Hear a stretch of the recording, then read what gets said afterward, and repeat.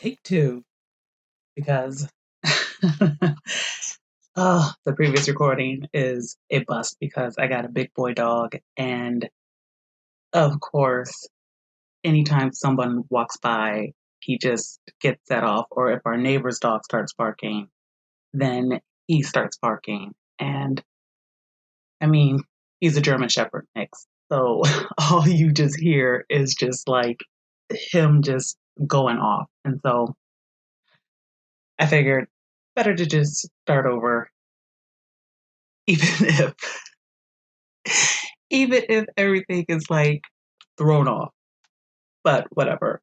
So I had a couple of articles that I had focused on in the previous recording. And so some of them were I was interested in, some of them I wasn't.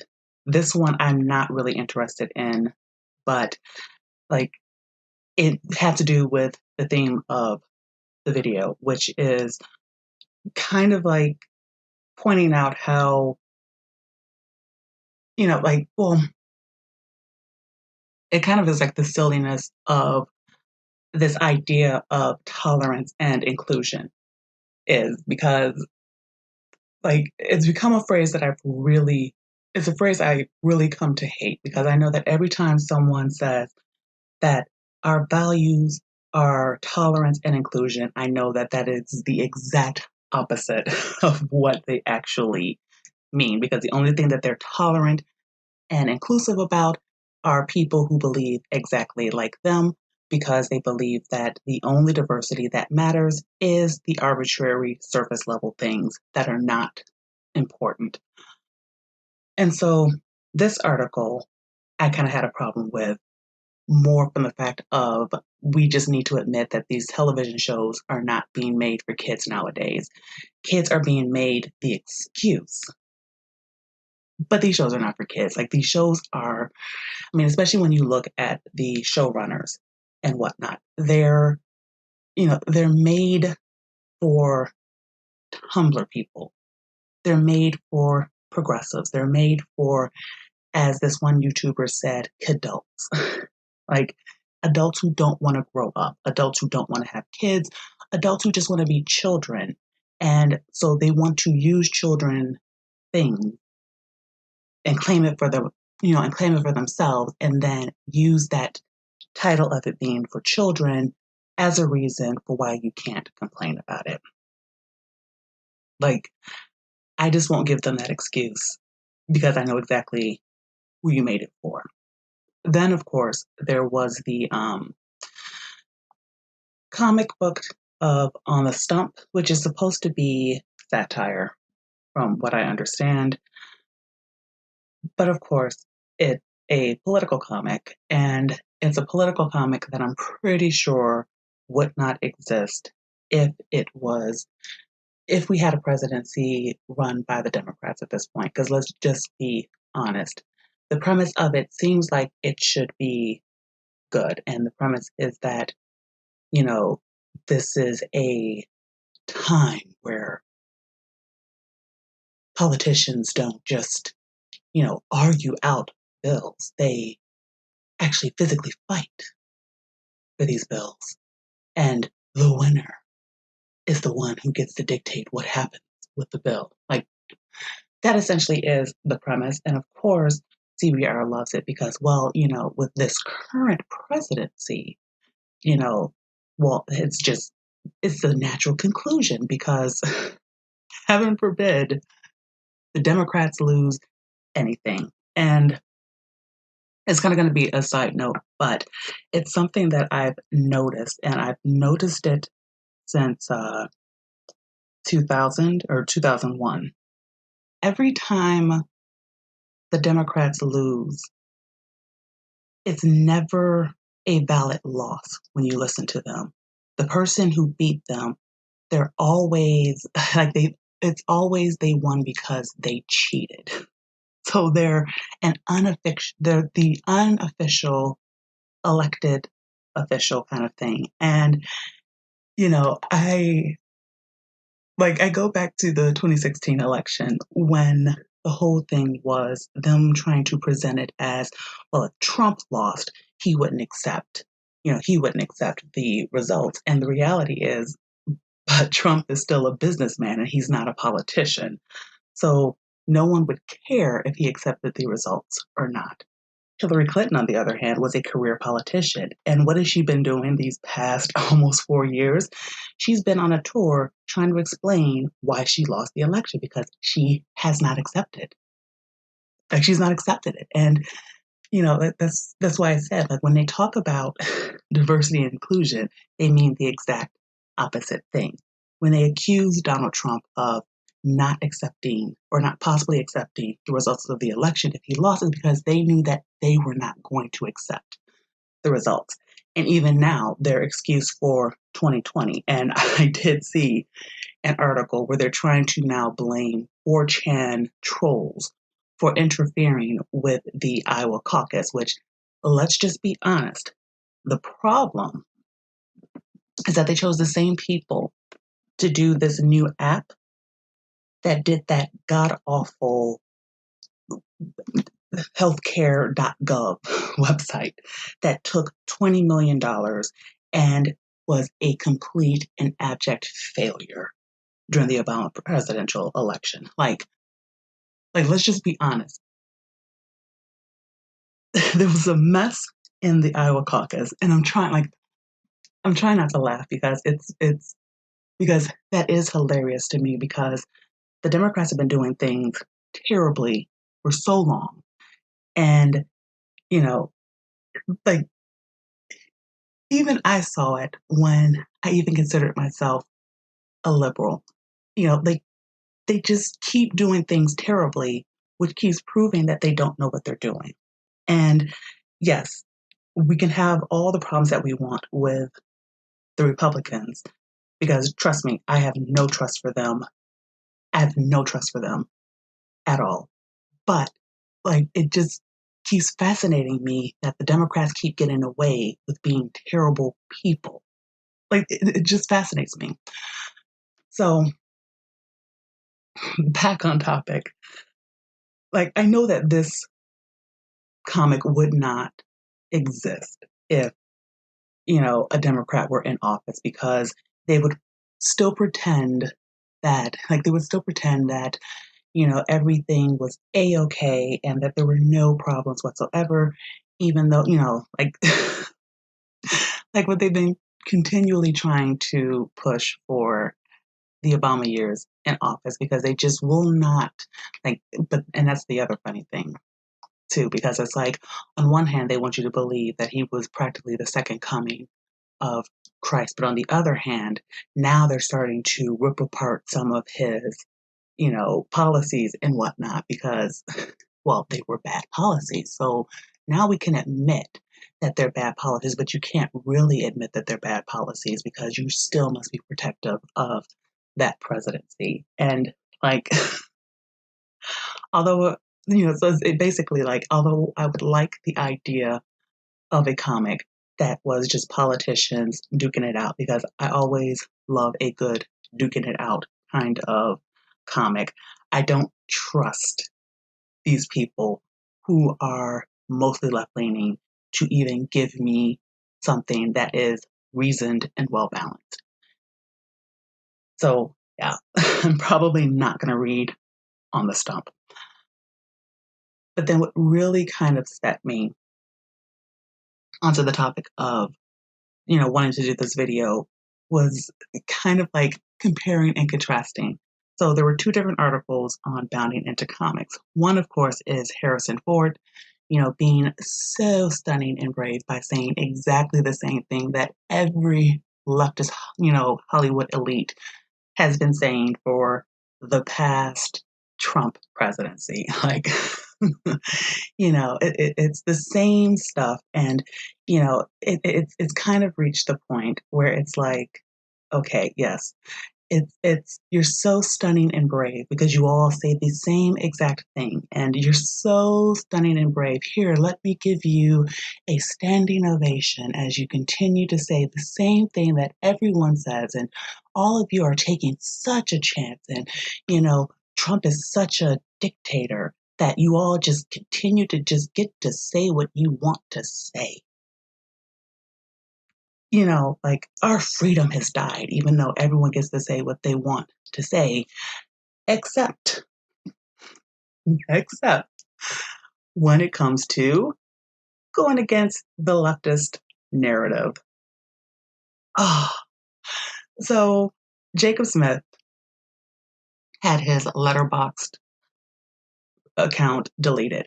And I don't know anything about Letterboxd other than what this article has told me, which apparently it is a movie review site for kind of like amateur movie reviewers to be able to put their work up. So his account was deleted because apparently he broke the rules, those dreaded anti-hate rules where you're not supposed to, promote or incite hate, violence, discrimination, or intolerance, based on race, age, agenda, gender identity, ethnicity, religion, disability, or sexual orientation.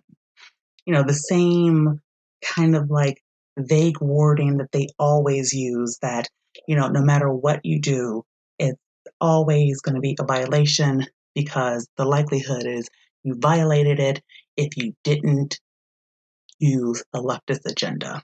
Now, this guy is a Black libertarian. And so, like, 500 plus of his reviews were scrubbed clean of the site, like, as you can see here. And, like, that is, I mean, it would be terrifying because if that's the way that you're gaining views and if that's the way that you're, working your business, to just have like a company just decide to do that. And I know we've seen it.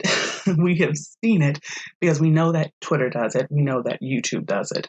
We know that Google will put you on a blacklist. We know that, Facebook. We know that, all these big tech companies that keep telling you about diversity and inclusion and, how we need, bridges and not borders according to, Mark Zuckerberg and, all of these other things. And I know Patreon as well has done it. And, you know, like it's funny because all these people have the same thing in common, and that is that they're all progressives.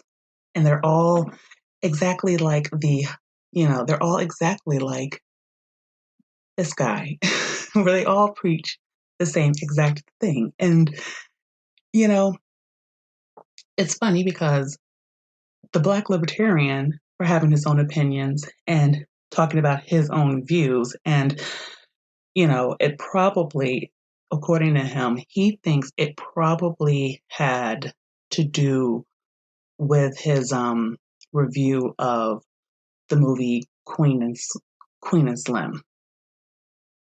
He doesn't know though because although Letterboxd told him that he, violated their community guidelines, they wouldn't tell him what reviews were the ones that did it.